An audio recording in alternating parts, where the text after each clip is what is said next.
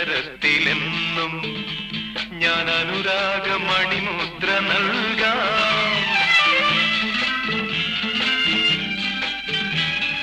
അഴകിൻ ദീപമായി ദേവി നീ വരൂ, നമുക്കായി വിടർന്നല്ലോ വനമുല്ലകൾ.